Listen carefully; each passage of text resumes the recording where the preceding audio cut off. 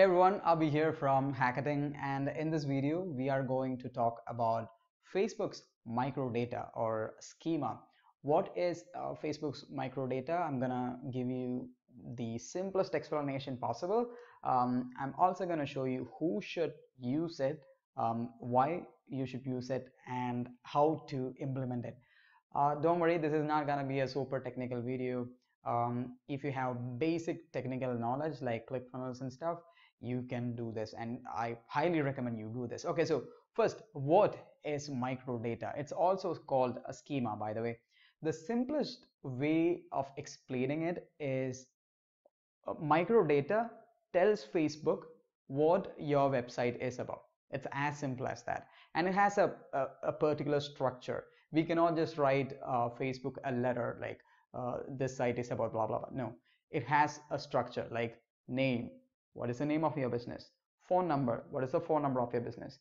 Description. What is the description of your business? So it has a structure, and it's a globally accepted structure by Google, Facebook, Bing. All these people combined, they formed something called schema.org. That is the organization which decides upon the standards. Now, who or why should you use this in your funnels and websites, wherever you're doing Facebook advertising? It is because it supplies more information to the ad algorithm. That is super important. If you are aware of how Facebook finds buyers, they know what all people are interested in, what all things. So their algorithm knows what we like even more than us. So the way Facebook's algorithm works is it collects as much data as possible from the previous advertisers and social engagement.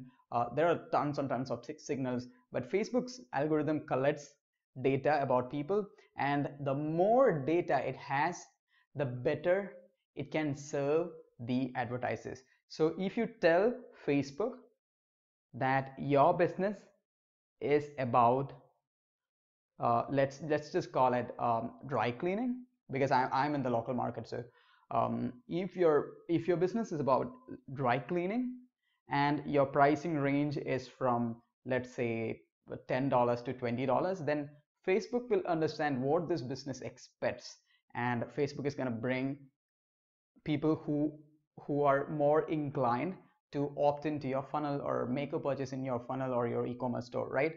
And that doesn't just end there. Whenever somebody visits your website, they get cookied, or it's not actually a cookie, they get tracked for visiting your website, and that person gets a label in their name. So if I visit let's say a dry cleaning site which has proper microdata setup, it will be like a tag in my head. Hey, this person likes dry cleaning, he goes to dry cleaning websites. So next time some other advertiser launches ads, I will be a target because I am somebody who is interested in visiting dry cleaning website. I hope that made sense.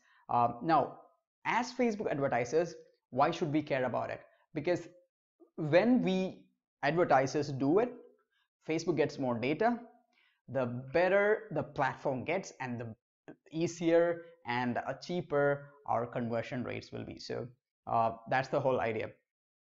Now I'm gonna tell you who should use it as of now, or who should really care about microdata. If you are a local business, we highly suggest you just put some microdata. There are a few reasons. One is Facebook will understand your business working hours and all that stuff, so it will deliver the ads the optimized way possible for local businesses. Second one is if you want some traffic from Google, you need to have this. So if at all you want traffic from Google, I'm not going to cover anything related to Google in this video. We are highly concentrating on Facebook ads now. Now I'm going to jump to my computer, and I'm going to show you how you can install the schema in the first place. All right, so before I go ahead and show you all the setup, like step-by-step setup, I wanted to show you what microdata actually is. So I just googled, I actually got this from Facebook. This is a Pilates facility. If you check my pixel helper, it triggers 3 events, right? First one is page view, everybody knows about it. Second one is microdata automatically detected. If I click on it, there are few things. First one is schema.org, and you see this square brackets with nothing in it. That means it is empty. That is not good. Second one is data layer. Third one is open graph. Fourth one is JSON LD. Last one is meta. um, all these are different standards. You can use any one of them to give more data to Facebook. So I'm going to show you how you can put this JSON LD data in here, because it's the easiest to do for anybody who is not really technical. Everything else is kind of techy, and I don't really recommend you jump on it right now until we have great solutions which automate the process. All right. So I have made a blog post explaining the same thing. It's all text. If you want to read that, you can. I have put the step-by-step instructions there. We are using a service called Hall Analysis. So I'll put the link right below this video as well. So you have to visit Hall Analysis website, right? First step is to select your markup. So there are different types of markups. For local businesses, there is local business markup. For normal websites, there is just website markup. There is markup for product. If you're a personal brand, go for person. So choose this according to your business. Okay, so I'm gonna go ahead and select local business for now. So local business. Next one is select the type of local business. There are tons of businesses to choose from. You have to choose whatever business that is the closest to your business. Okay, so maybe you'll find the most accurate one. Here I'm just gonna go for dentist, right? Next, you have to give a name. You have to give the URL. So what I've done before I jumped on the computer is I filled out a form so that you can easily, so that I can easily go through the video. So you have to give a name. I copied this from Google, by the way. Give a name, give a URL. URL is basically the home page of your website. Next one is extra URL. Skip it, no worries. Logo, if you have one, you can put it here, right? And it should be in the image format. Should be a link and should be in an image format. So if you want to give a logo, you can. It doesn't really matter. If you have an image, please go ahead and put it there, because image really helps. Next one is description. Description, write a good 1 or 2 sentences about your business. Stuff in keywords about your business as well. By keywords, I mean whatever that really defines your business, put that in there. So that's what you put in description.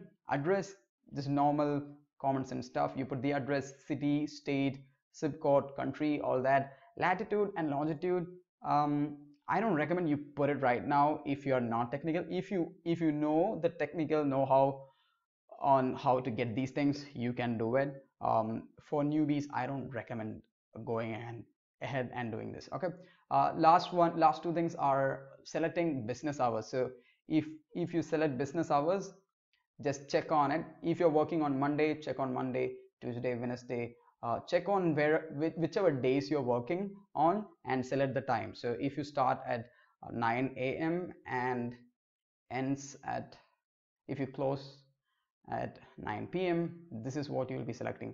You have to do this for all the days, right? Last one is telephone.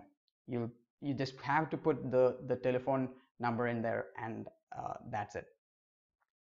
Once you put all these things, once you put all these details, on the right hand side, something like this will appear.